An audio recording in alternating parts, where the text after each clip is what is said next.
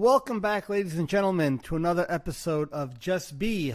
I am John Emilio, along with my best friend, Henry Emilio, because I've been adopted. I've adopted him. I have not told my wife yet, but Henry Beltran. at least I don't have to put you through college. I'll take that. No college. You no. work, Bro. you're grown up, no changing John, diapers, we're done. John, I'm easy. And at this age, my metabolism is slowing, so I'm eating less. What do you want from me? I can't say that yet. No, you're not eating less? No, well, the last few days I was because I had that stomach bug, but Hey, bro. You're healthy. yeah. No, but I'm appetite is coming back. Yeah, man. We're back, huh? Yeah, we're back. again. Another episode. You've traveled the country last few Yeah. days, but I've been through how many states? I don't know. I could have shook hands with Texas. You could have. And yeah. I did it all in the car. Yeah, I had a great time, baseball. Yeah. Very, very fun times. And you're back. And I'm back. I'm back. And we're back. Which stories? Which stories? And the Which stories stories? ends up being about what we talk about. Usually. Yeah. As you go through your day, bro, I gotta say, I find myself being like a drug dealer, and I want to deal the mindful drug, Yes. right? Absolutely. Understood. And I don't know if I'm gonna stop myself, but I do have to be a little bit more mindful, a little bit more aware of what I'm doing, because I don't want to be pushy, No. And I find myself, I can see, the helicopter view, like, who's that pushy nut job? And I'm being pushy a little bit, and I got to stop. I got to curtail. I don't know. I get, so you say you're being pushy. I think you're just overzealous. Like yeah. You found this new, and we spoke about this in one of the earlier episodes where I said, well, even spiritual teachers have what's called a spiritual ego, and it's not and people hear the word ego and they'll right away they think, oh, bad. We've said 1,000 times, ego is just thinking mind, but a spiritual version of that is where even a person who has found, an awakened individual who's found this mindfulness and this awareness, this beautiful presence, tends to start walking around being like, hey, did you see what I found? This shit is good. You got to try it. Yeah. But it's with the best of intention. Correct. You don't realize that you get caught up in the mind again saying, hey, look what I have. Try this. But the problem is, and I think is what you're alluding to, when you do that, that's not how you attract people into this kind of realm. And correct. You actually get the opposite reaction when you do that. I watched how you handled me. And you never once told me, you should try. Never did you say, you should try this. Whereas I'm out there going, you should try this. And never once did you say, you should. No, all you did was say observations. Like, because you're identifying with the feeling. And I'm like, oh, man, John, where are you coming at me with this wisdom? And then it was, well, that's because happy, you're going to be searching for happy. I'm like, oh my Yeah. God, John, you're right. And there was one thing that led to the other. And then again, you don't need much to connect the dots and then say, John, this is amazing. Like, we delved an inch deeper. Dirty minds, please go away. An inch deeper every time, and then here we are. We turned our talks into this, and it's great. And I'm going to make an observation, right? So my observation is, I should have been a sociologist, bro. You ever sit? We used to live in the city. You used to live in the city. You used to live in Brooklyn, right? Yeah, sure, years. Bro, one of my favorite things was to watch people just go watching. by. People watching. John, Yeah, honestly. sit on the stoop and watch people walk by. I mean, Yeah. the stories We used to do it out here in Jersey when we first moved out here. So that led me, that and my background, let's say, in sales, led me to really be aware of people and what they're doing, what it looks like they're doing, what it looks like they could be thinking. And you kind of learn how to read people. Yeah, absolutely. I'm not saying I'm right, but No, but you start to get a little bit of an intuition on people's personalities and things like that. So, yeah. the old, you read a room, Yeah, right? yeah. So, yeah, you could sort of read a room. And again, I'm not saying I'm good. I'm simply saying. No, you might not be, you're not going to hit it dead on every time, but you get an idea. So my idea currently, we always talk about the show off, say off when we're not recording, and the impact it has on people, and the impact it could even further potentially have on people. And I think that like a big thing that happens with people is, people are reserved. Yes. Like for my observation is people don't, they're afraid. People are afraid to come out and say, I suffer from this, or, I really panic when I think of this, or whatever the case may be. People just harbor it. So, for lack of a better word to summarize it, it's people suffer in silence. Absolutely.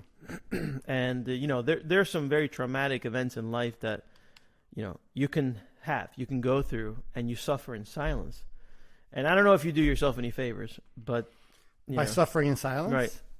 It's tough. It's like a bomb that just resides in you. No, because if you're suffering in silence, the key word there is silence is a great word, but the key word there is you're suffering in silence. You're not being mindful in silence. You're not enjoying peace in silence. You're suffering in silence. So that's the key takeaway from that. If you're suffering and you're not reaching out to anybody or looking or willing to find a better way, and you're content where you are, I mean, yeah, it's not a very positive place to be. So, Scott Adams, thank you again, Scott. Yes, John, another Scott Adams reference. Scott Adams was saying that I'm going to marry everything. Don't think I'm just giving you a bunch of different bullet points. I'm going to put everything together. Scott Adams says when you practice, what do you call this? Oh my God, the word just got away from me. Is it affirmations? Affirmations. When you practice affirmations, yeah. It's not that you're praying to a God that's going to make something happen for you. No. What you're doing is you're kind of honing in that awareness of, let's say your affirmation is, I want to lose 20 pounds. I'm going to lose 20 pounds. You're talking like it's almost like a manifestation. Correct. And how does that manifestation happen? Well, it happens because you develop an awareness. And that is basically what happens. So by doing this show... I was nodding my head, by the way. So by doing this show... It's when I'm going to speak for myself because you are, you are, for me, you know what I am. You know what you are. So your skills super honed. But by doing this show for me, it's my sharpener, my pencil sharpener. Oh, listen, I sharpen my pen. I'm not to talk to you. I sharpen my pencil with this show on a daily basis. So you get what I'm saying. So by doing this, we develop this awareness that I'm bumping into people in everyday life as I go, and I'm able to sit there and say, wow, this person's suffering. And literally, I don't do anything that would prompt anybody to tell me their woes, but I'm picking up on it. Like, I'm picking up on it. I told you a few stories off air about, some people in my life, and you're like, yeah, and I'm telling you, John, the feeling that I get is that everybody has something that we suffer from. 100%. And, the purpose... Everybody has something that we choose to suffer from. There you go. We choose to suffer from it. And it's very difficult to come out. It's very difficult for somebody to say, I'm seeing a therapist. It's very difficult for somebody to say, I suffer from OCD. Let me explain to you what I used to do. Let me explain to you just how bad it was. I was curled up, crying many times a day. Whatever your story is, nobody wants to, I guess, open up about their vulnerability. And it's a personal choice whether you do or you don't want to open up. And we choose to open up about our vulnerabilities with the hope that it benefits other people. There you go. Yeah. I mean, they don't have to choose to open up about it, but I would hope that people choose to hear it and maybe see it in themselves and realize what's happening within themselves. There you go. And if necessary, seek help from a professional or a mindful path like this. And every situation, I guess, merits something a little bit different. Even though I kind of personally feel this is a one-size-fits-all kind of, I don't want to say remedy, but process. Honestly, where there aren't many things, if any, really, that mindfulness and awareness or presence, whatever you want to call it, won't help you anchor in peace with. Barring a severe, even severe. Really? Because at the end of the day, when you're practicing this, it's to realize that you're not the thinking mind, and you're actually. So if you're constantly, if we're thinking constantly about this and thinking constantly about this, are we ever really in presence? So the presence is, and we spoke about this for the show, is that awareness behind the thought, right? That voice the voice that we hear is a thinking mind. It's the one that sees and hears a voice behind it is where you anchor in that presence. So even if something severe was happening in your life right now, like whatever, it's really inconsequential, because at the end of the day, whether it's something small or something severe, the one that's behind that watcher, that presence that sees all and points in the direction of where you want to go, that's where the peace is always. That's where, even if something horrible was happening in your life, and it's going to be a shitty situation, and it's going to be difficult to deal with, nobody says it's not, but yet getting caught up in the mind stream is where the suffering happens. So that's the point I'm trying to make. And you said this to me before the show started, how you saw the rabbit holes personally, right? And you noticed they were there, and you chose not to go down them. Yep. So that's what it is. It's seeing, I know this is happening, and I can still work to fix the situation to make it better, but I don't have to go down that rabbit hole, because I know where that rabbit hole goes. Question, what if? Yeah. And you choose not to go down there. Yeah, you'll end up with no hair. Exactly. You choose to stay here in the present moment, where you anchor in this peace and this stillness, that even though you know that situation is there and it will be dealt with one way or the other when that moment comes, you're not poisoning yourself in the meantime and destroying yourself in the meantime. I think that's basically what it comes down to. So think about the people that listen to the show. Yeah. They're either our friends, our acquaintances, or our family of some way, shape, or form. Absolutely. So I'm going to speak to you directly. And some of us, I'm going to say majority of us, probably all of us, suffer in silence. So therefore, I'll go first. And we've been going first since we did this show. Since we started the show. So John suffered from OCD. By the way, I use suffered in past tense, but I don't know if it ever goes past tense, because it's just something that you deal with, because it was a way that your mind thought. Well, no. So back then, at that time, I was suffering.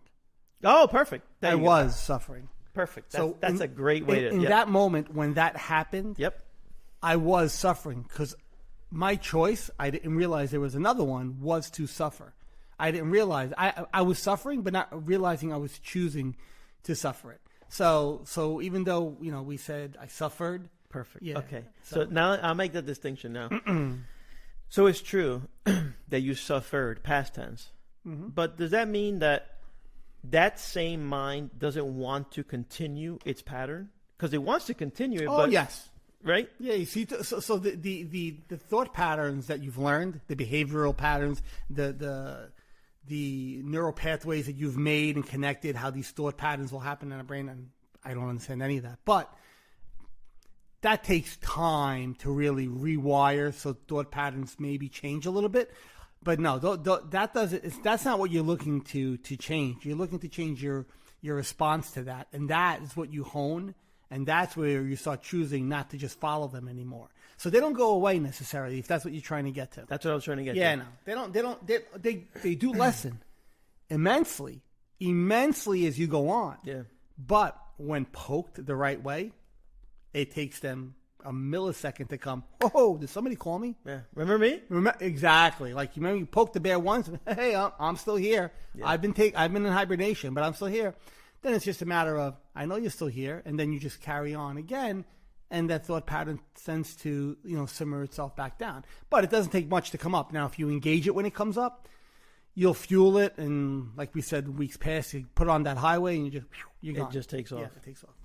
So I think a lot of us are on that train ride, and we don't really know how to stop the train, how to jump off. What train ride? What train ride are you speaking about? The train ride I'm talking about is the thought that comes in, grabs you, and runs, and you follow it, and you go with it, and now you're a victim. And you're suffering. And if you're suffering in silence, it's even worse. That's what I'm trying to say is. Yeah. So I get, we've gotten so much feedback privately, and I thank everybody, immensely, but. I don't know if I'm questioning out loud. A public say, "Hey guys, I tried. I employed this. I'm feeling a little bit different." Well, okay. A public, yeah, that's a like a coming out of the closet. So even with coming out of the closet, that's a very personal choice. And if somebody wants to be vocal about it, they're more than welcome to, but that's their own choice. I mean, look, yeah, it helps. Yeah, no, it what helps? Saying out loud. Oh, listen, it does, but the person has to be ready to want to do that. We fall back into exactly my problem. The person needs to be willing and want to do that.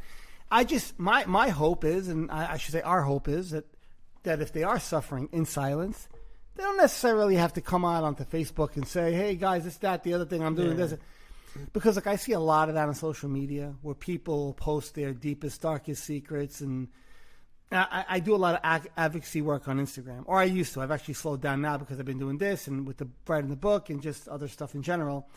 And one of the biggest, and I'm going to be interviewing Dr. Tatiana Mestechkina, who was my former therapist from CBT of Better Living later in the month. And it's one of the questions I'm going to ask her, and I want to talk to her about is how beneficial is it when all these people are speaking of their, so I'm going to use OCD as an example, when intrusive thoughts, like they'll say, "Oh, I had this intrusive thought, it was the worst, made me feel like this," and they leave it there. I think I always look at it as that's just reinforcing that you're suffering. You're not, there's no benefit to that. So if somebody's going to come out and publicly talk, I think it's the way we're doing it. Got it.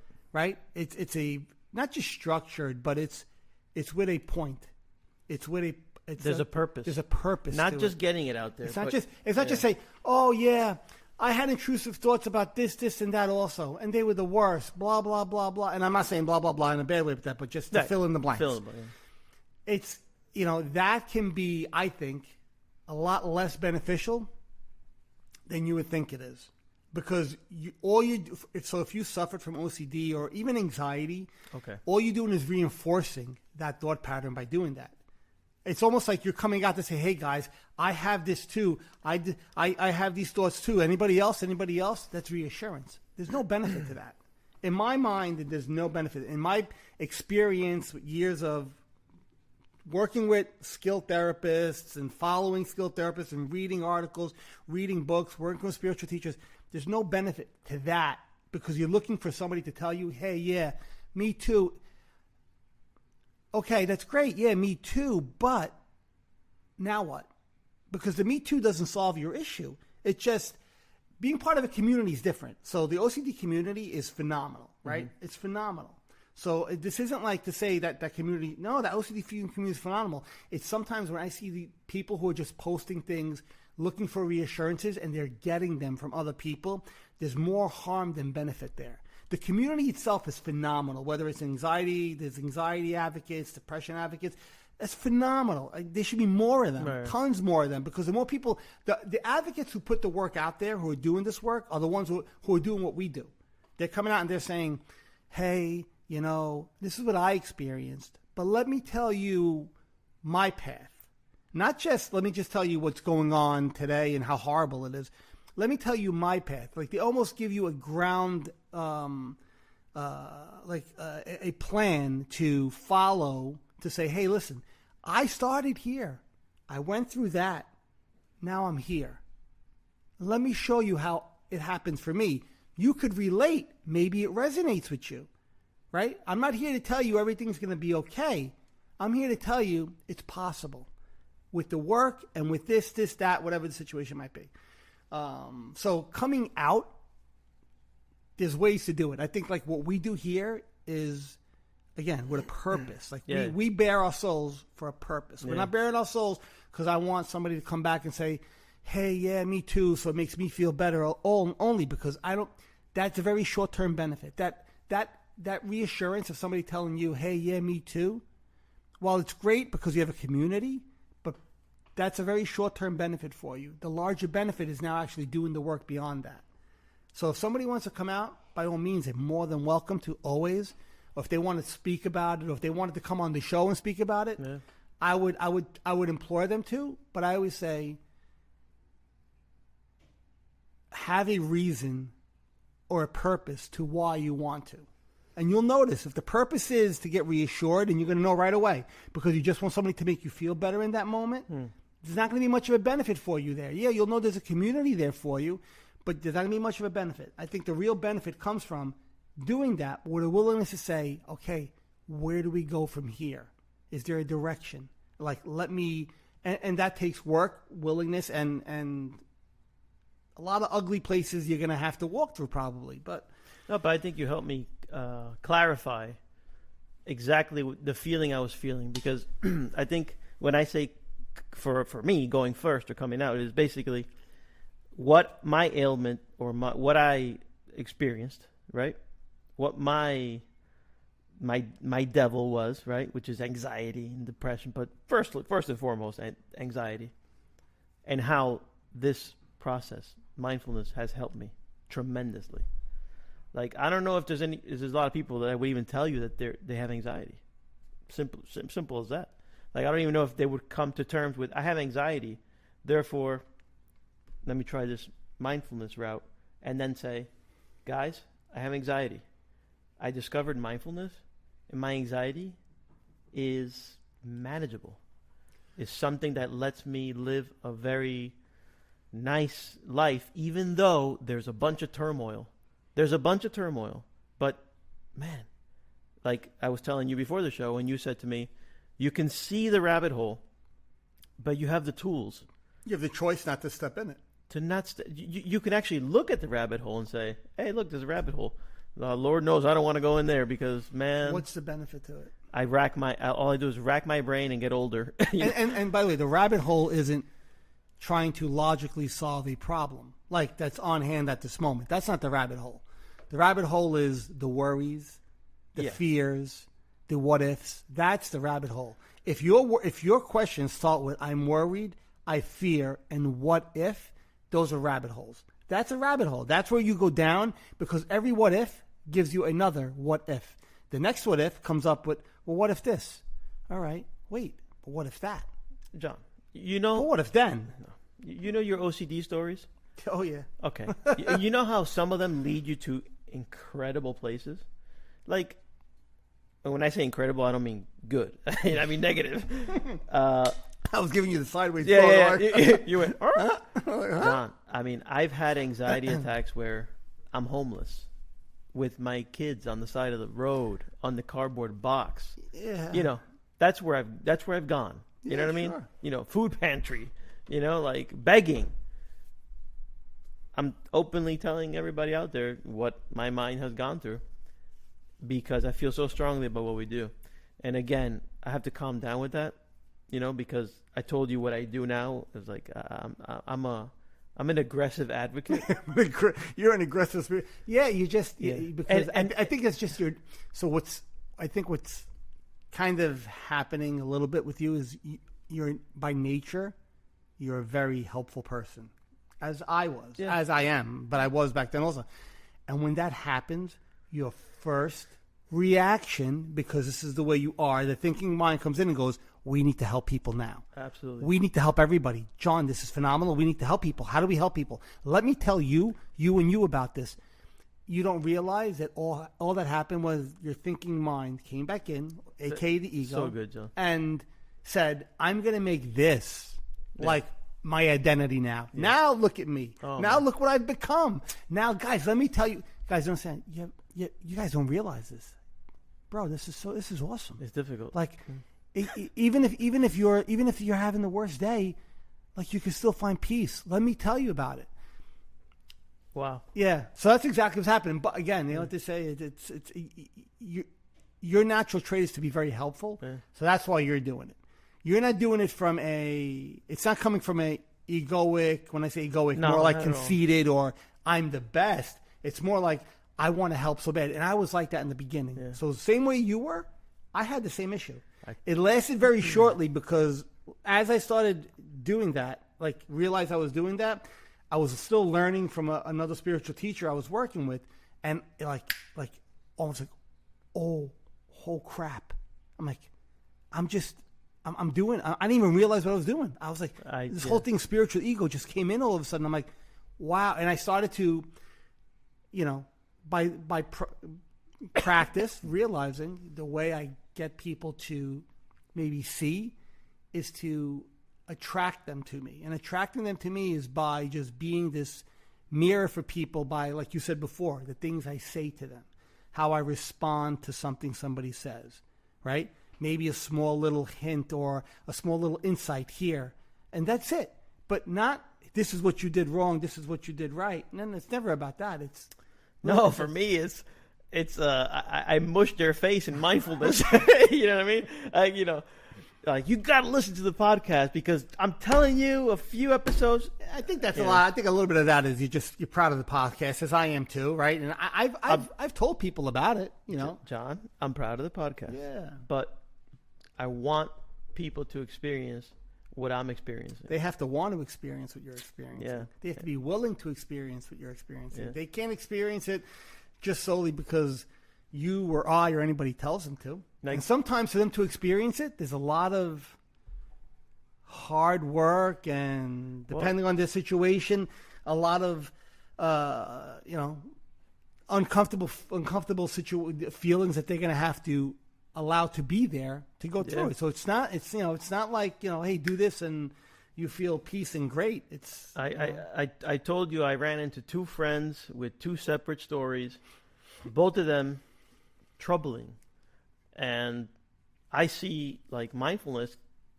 how it can be helpful. My God, that's the first place I went to. It was like, I got it. Let me just direct you towards here, and then I read your book.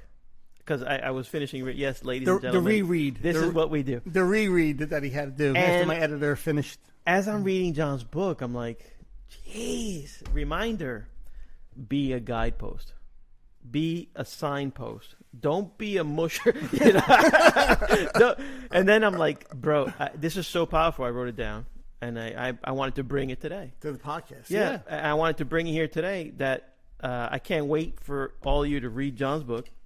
We're getting closer. Yeah, I really can't because let's not build this up to be like a because I'm pretty sure the presidents of the nations are going to read it. Yes, and, absolutely. Oprah's book club. I'll be on. We're going to have eventually. world peace. No. But it's not the goal. bringing it back down to our level, it's that impactful. It's an average guy who opens his soul and talks about his process and what he went through, and I mean. It's such a beautiful book, and then you further, talk about what's going on, what the mindfulness is, and then when you say about be a guidepost, I'm like, so you ever watch The Three Amigos? Oh my God, yeah. Okay, remember the singing bush? Yes. Okay, I'm the singing bush. I'm an inanimate object, like a guidepost that goes, hey, look at me, use the mindfulness. Like, I'm the freaking singing bush. That's a great analogy. Yes, thank you. That's a great analogy. These are the stupid things I'm good at. That's a great analogy. So this is why we're going to be picked up by a big network. But, John, this is like, I have to be more aware of what I'm doing. And even though I have the best of intentions, by being pushy about it, I don't think it's going to help anybody. But I have to be, like you said, be a mirror. Like, say it like, hey, look, my friend and I, we had this podcast and I think it'll help, but I want to mush them into like, watch this, sit here and watch this, like listen to this, sit here and listen to it. I'm like, sometimes the more you want to attract, the less you do. yeah, okay, good. Yeah. You know what I'm trying to say? Yeah. Sometimes the more you want because you want to help, the more the more you're yearning for it, it just doesn't work that way. It's almost got to be you allow it to happen. You allow it to happen. And people, so I was like you in the beginning where I was very, who can I help? Who can I help? Who can I help? Who can I help? Then I started realizing, as I said a few minutes ago, I laid off of that. I just kind of said, no. I'm gonna work on what I am instead, and what I want to grow with this instead, and not worry about who can I help right now. And slowly, and even in the podcast it helped. Slowly, I get a phone call from one person. I get a phone call from another person. This person said, hey, you want to go for a walk one day? Hey, you want to meet for coffee one day? Hey, I got a question. Now, I'm not saying it's like tons of people, but all of a sudden, a person here and a person there has started to reach out and they're asking, John, did you ever go through this? Or did this ever happen in your life? Or, when this happened, what was it? And they started asking questions. And with those questions, you could give insights and kind of be like, well, that way. I'm not going to tell you what you should do in your life, but that way. Yeah, but you're good at this, man. Because a guy like me, but you keep saying a guy like guy like me. Yeah, dude, I'm too. You've been on this path for. I'm too trigger happy. Like, I'm too trigger happy to tell you. Work on your trigger awareness. Right. Work on your trigger. Next time you're with somebody, you hear them like, I used to do this. You hear somebody complain, and right away you want to tell them, what's the point of complaining? Or you want to allow them to complain and just stand like this. And let them realize it in time. We actually, one of our first episodes, we spoke about this, where we said it takes time sometimes for somebody who's unconscious. When I say unconscious, again, we mean somebody who's just like, they're tied to their mind. They're identified with everything their mind says. It takes time for that separation to come. It's not something you could just, you can't rip it up. You can't stick your hands in and go, no, this is you, this is your mind. It takes time. It takes time to nurture that awareness. And as it grows, exponentially, it'll grow more. But that person's got to want, they have to want That's to. a great analogy. Yeah. Because I'm the one that's separating that. Watch this. No. If you don't do it, then it's not going to get done. Right. You'll be if you want to be a signpost for people or a guidepost, or you want to be Could you say that again? Well, what he said was, if you want to be that was my watch. No, we know what that was. That was great, That's a right? young lady. She goes by Siri. That was great. What was I saying now? If you want to be the guidepost for people. If you want to be the guidepost for people, you have to be that mirror for them. But if the only way that happens is you have to have that absolute awareness of yourself. This way, before you say something, you realize the situation, and you don't just give advice to give advice. Yeah. You let the person realize it on their own sometimes, just through insights or just being there in presence with them. And it does work. But it's, I get it. You want to take the person and shake them sometimes and be like, hey, I want to help you. That doesn't help. Even in therapy. Look, if you talk to a very good therapist, they'll tell you it's a process, right? You don't get somebody to come in on the first therapy session, I'm going to solve your problems. No, bro, it's you're going to fix this, but you have to realize what's happening. And then you're going to, once that, again, awareness is in everything. Once that awareness is there, that person can now, whether it's PTSD or anxiety or depression or whatever, that person or OCD can now start to work with certain skills and tools, depending on the situation, to grow that awareness and get that distance from this thing in our heads. Yeah, no, it's just very simple. What mindfulness has done for me, not that you're different, but simply put, you're further along, but what mindfulness has done for me is so revolutionary that I want to affect every single person that Yeah. possibly has an ailment, right? That has this pain, this suffering. You want to do a mass vaccination? Yes. Oh, He said flaxination. sorry. He said FLAX. You want to do it? You want to do a mass? Yeah, YouTube, relax. Yeah. You want to? You want to? You want to? Yeah. You want to help people. Yeah, like shouldn't have you said want to. They're gonna bust our balls for that. Aren't they? Yeah. YouTube, Oh, go my take a God, hike. Whatever. You want to be the Mahatma Gandhi of mindfulness. Yeah, you want to cure everybody, and I Yeah. get it. I understand that, but it doesn't work that way. It doesn't. Yeah. It's sad that it doesn't, but it doesn't work that way. No, and you could totally see how it's counterproductive. It's counterproductive. It's and I gotta catch that. And anybody listening that I directed to this show, just heard me, say what I said. Sorry, I was pushy, but sorry. I was yeah, pushy. sorry I was pushy. It's Because mass apology. Yeah, massive. And that goes for a lot of people. And my wife is listening. I am a. She called you out. Yeah, she called me out, and I'm a mass pusher. And the truth is, I have to be more of a mirror. I have to be more of a calm mirror. You are all those things. Just work on the awareness, your Yeah. own awareness Yeah. of in that moment to not react, but respond. Remember the chapter, react and respond. Yeah. Not to react, but respond. That's and that's what it's. Damn. It's almost like it really is. And so I asked my therapist once, and this is like when we were at the end, and I was just going once every few months, and it was more of jam sessions than anything else at this point. And I was talking to her, and I was like, "Can I ask you a question?" I'm like, "So I get a lot of this. I understand how all this works, with the therapy and with acceptance commitment therapy and how you build all this awareness." I said, "But," I said, "working with people when somebody's not willing, or I said." The getting somebody to get from here to there. I go, how do you do that? And she goes, that's the art. Yeah. She goes, we can learn everything we want in school.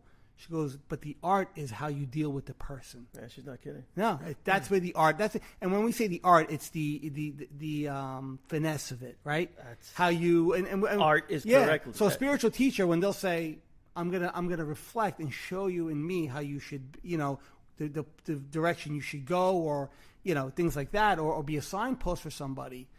That's kind of the same thing. It's I'm not going to shove it down your throat. We're going to finesse this until you're ready and willing. Once you're willing, then we could give you a little bit more and whatever it is, and depending on situation. what Right, you're because working on. you're in the care of a professional who kind of knows what they're doing, and I guess that helps. But man, oh man, just very simple.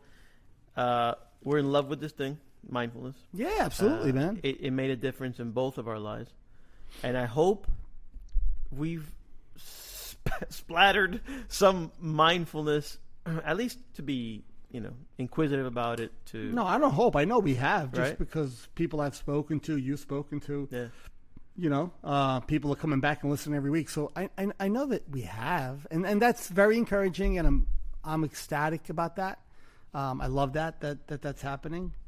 So I know that we have, and we'll just continue doing it, and we evolve as Yeah. the show evolves, and we'll see. What like we said, what's going to be happening next. But yeah, as far as that, like, don't beat yourself up, because that's, by the way, you're beating yourself up. Like if you get like, Yeah, say, yeah. I was doing this. No, I feel bad that There's nothing to feel bad about, Yeah. because you weren't. I You was pushy about it. there's nothing to feel bad about, because you didn't do anything wrong. You weren't trying to. You weren't doing anything malicious. So something to feel bad about.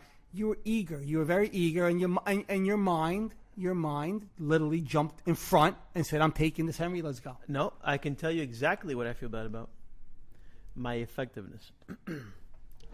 I want to be effective, Yeah, you beat. and that's not effective. Yeah, but okay, but Because what's my goal? Why am I? you're being very critical right now. Yeah, but why do I want to push this on you? I want to push it on you because I want you to feel this. I get it, but you're being very critical right now, and that's what's doing that. Whenever any kind of low self-esteem, no self-esteem, right? High self-esteem, low self-esteem. The best self-esteem to have is no self-esteem. So right now, you're being critical of yourself because you think your mind's telling you tried to do something positive and maybe you were too pushy. Oh my God. But be careful because you're on a slippery slope because you know what that becomes? Oh, I'm not good at this. This sucks. What the hell did I do? Okay. This is worse. And by the way, you just went down a rabbit hole and you didn't even realize it. You were digging it as you were talking. So you started doing this. As so- you're talking, you had the shovel and I see So- this. I see the dirt going over my head. I'm So like, people got a glimpse of my ego coming in and rabbit holing me. yeah. Huh? See? Yeah. And you got that for free. And hold on, but at the same time, you started then having this negative talk in your head just Yeah. now, how I'm not effective. Just by you saying I'm not effective at it, that negative self-talk is just another voice coming in telling me, yeah, you're the worst, man. You're not good at this. Yeah. What'd you do wrong, Henry? Ba, ba, ba, ba, ba. And you had a shovel and you're doing this. Yeah, I'm unaffected. And I see you digging. I'm like, Yeah. you know, Yeah, you're not good at this. let it go. You're not good at this. Who? You're fucking good, man. You're great, man. I just am. I'm not. I'm I know. good, bad, and different. I don't. I know. You. I know it's annoying when people hear me say that. You are good. You. Nah. Who, You me? are Yeah, good. yeah. No, you're good. No, Nah. You're good. I said you're good. Okay, I'm good. That was Robert De Niro and Billy Crystal. Really, Chris. What was the name of the movie? Analyze this. Analyze and this. Analyze that. Oh crap! Therapy. Look at that. Incredible. Look at that. That was a nice connection. Incredible. Anyway, so yeah, man, it's a great thing. It's phenomenal on multiple levels. I want to marry it. It's such a beautiful thing that you can.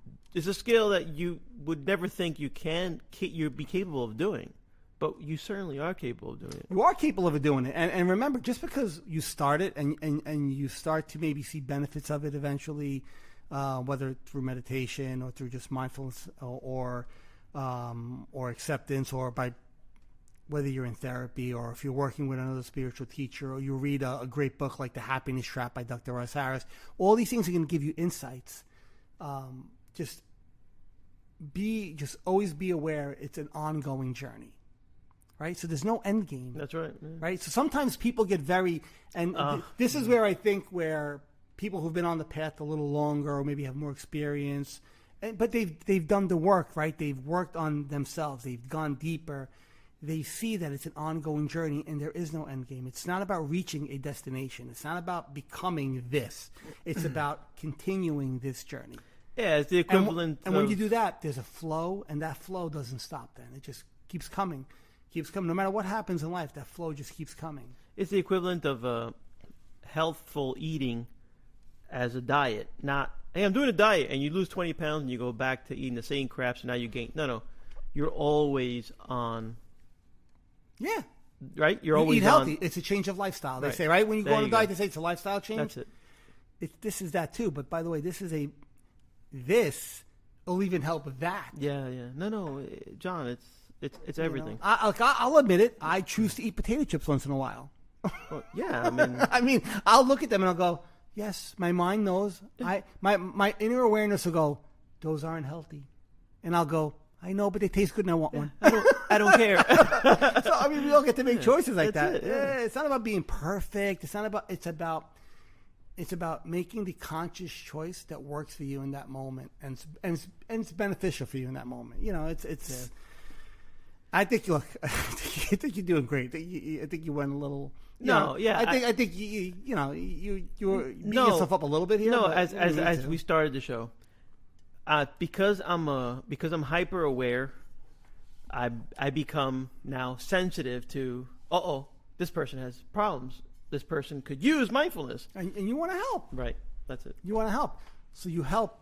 You know how you're in an airplane. Oxygen mask comes down. Yeah. You put it on your kid first. Or you put it on you first. The pilot first. Make sure the pilot has his. Yeah. You put it on yourself yours. first. Yeah. So unless you're, we're going to use Zenish or whatever. Unless you're working on yourself and you're working on that really at a high level, that's when it benefits people around you.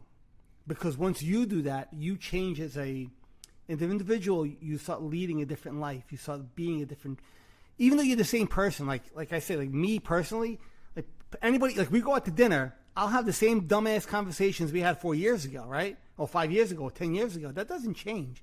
But you're a different person depending on the situation. Your reactions, your responses are different. Your insights are different. So even though you could be the same fun guy, like people think, oh, my personality, no. You don't lose your sense of humor. None of that goes away. Right. You actually have a heightened awareness of it all. Yeah. Right? And you know when to apply the sense of humor and when to apply a little bit of insight into some of the conversation. Yeah, and then you have fringe benefits. Like the whole purpose of mindfulness, I think, is to be able to really soak in that particular moment that you're living at the moment right now. Yeah. Right? I would say that's kind of the base purpose. That's the purpose of life, right? by the way. Like, there you go. It's one moment at a time. And this helps you achieve that, because when I was in my worst, I mean, because we could all point to a time in our life when we were just done, we're fried. And I don't remember a thing, not a thing. So this really helps me, I don't know, be in the moment more, enjoy more, really. You're present. I just came back from a baseball trip. I've been on many baseball trips. I've been on many, as you have to. And you quite a few more than me. I've been out for a while, but they're all, and we have a very good friend who can tell you what shorts I was wearing that day, right? That's how aware he is. John, I can't tell you. They're all one. They're all one big one. Blur. It's a blur. I don't remember anything. I remember this one. And I think that's huge. I remember this one. I remember the games. I remember where we ate. Well, I remember if your mindset was one of not engaging everything that was happening, or not engaging all the criticisms in your head about what was happening in the event, and not engaging all the opinions in your head, but actually just being there, watching the event happen. By the way, when you do that when you have that hyper awareness and you're just absolutely present and just watching and absorbing what's there, you take in more. Like, you take in more. I was reading, and then we have to kind of, I think we'll cut it after that. I was reading a post from a spiritual teacher that I follow, and he made a mention of a special Zen Buddhist monk monastery, where there was a student that was going to graduate. There's like a graduation ceremony, and they asked him a question of a certain thing that was placed next to him at the ceremony, and he didn't know what it was, and he wasn't able to pass. And he had to do, now I don't know if it's a story, if it's a fable, or if it's true. Apparently the student had to do another 6 years of this process to graduate again, because they say they want you to be aware of everything, what's placed to your left, what's placed to your right, what's in front of you, where you are, how you're seated, how you're standing. Not just be there, okay, what's next, I'm going to graduate, this is great, but actually be immersed in what's happening around you. And when you do that, you can be like, yes, I remember I put those 2 white boxes on my left. I remember that my cup is over here. I remember that my keys are in my pocket. I remember, because you're aware while you're doing these things. You're not just doing them unconsciously. You're doing them with awareness. They're mindful actions you're taking. When they're mindful, they're like magnets. They stick to you. I'm saying you're going to remember everything. And I guess like the story might have been a little bit of a, there are exaggerated fables and stories that you have to hear. But the point of it is so true. Oh, I know. When you do something unconscious like this, where did I leave my keys? You don't know where you left your keys because you were throwing your keys down as you were thinking about what you have to do tomorrow. Instead of going like this, my keys are going here. John, I'm living proof of that fable. Yeah. We all are, not just you. Everyone is. No, with real life. Like, I'm telling you, before I would go to these things with a crowded mind, for lack of crowded. Yeah. A lot of people in there. Stadium full. So you're not here. You're stadium full of Henrys. You're tending to the anxiety, and so I would literally be in the stands. Because I'm a big picker. I pick my fingers, right? Yeah. But I'd be picking, and my mind is somewhere else. But because I've rewired a bit, it's incredible. And don't get me wrong, anxious feelings come in, and especially right now. I'm going through a very anxious time in my life. Yeah, but you're still able to mindfully be present in that weekend. And I remember when you called me and you were Yep. recounting the whole week. Granted, it's a weekend that just happened, but it's nice to see that you're able to. And I say this because you're a friend, you're like a brother to me, and I love to see that you're benefiting from this stuff because it's great. I left on a Wednesday, and I told you, John, I might need to call you. I'm going through a lot of stuff, and Yeah. I might need. I never got a chance to call you, but I spoke to you on Sunday, and I'm telling you, oh my God, John, you got it. Believe me. So you went from texting me on Wednesday night saying, "Hey, you have a minute to maybe talk," to not hearing from you for 4 days, which was fine because I was interpreting that as navigating this. This is great, awesome, to telling me what a great weekend it was. Yeah. So the issue that was there on Wednesday was there on Thursday, was there on Friday, was there on Saturday, was there on Sunday, and freaking Monday when you called me with your two kids in the car, ranting and raving about what a great weekend it was. But yeah, you were able to be present and enjoy that weekend anyway.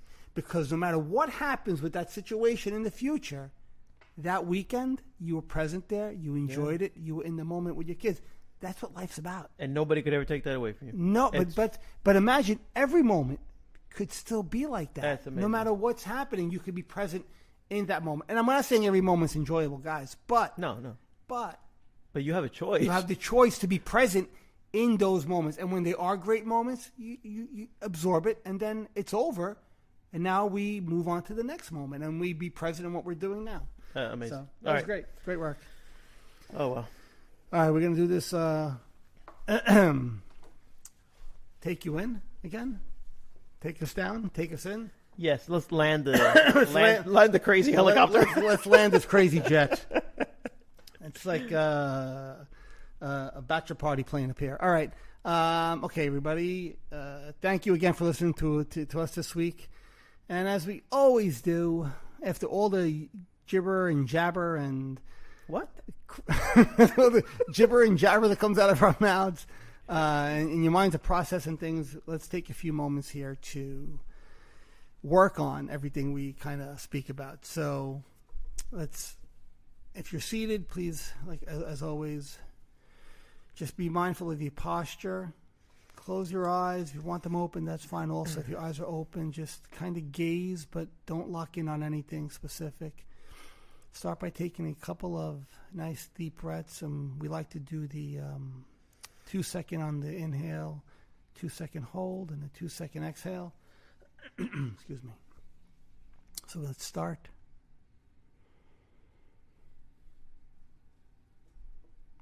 Hold it. And exhale. As thoughts come into the mind, keep breathing. Allow them to pass. Watch them like a cloud in the sky. No attachment to them. We're not trying to grab anything. Let it float by. If there's a feeling, bring your awareness to that feeling, whether it's you're uncomfortable or there's a base level of an emotion there. Notice it, and now bring your attention back to your breath.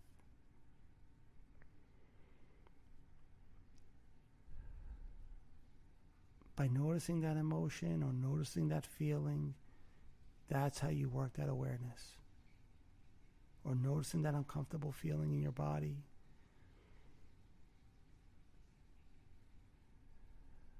Keep breathing. Don't lock in on it, whatever it is, if it's a thought or a feeling or an uncomfortable feeling in your body or an emotion, don't lock in on it. Notice it and allow it to float by and bring your attention back to your breath. If you have to do that 10 times or 20 times, then so be it.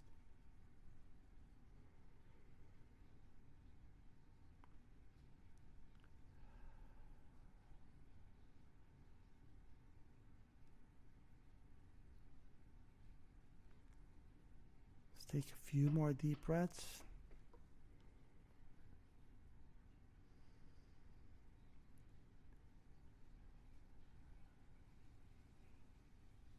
You could even get a global awareness if you want, which is kind of Absorb everything around you in the room, what you're hearing, sensations, smells. Don't attach to any of them. Just notice everything. And realize you're the one behind it all. Let's take one more deep breath.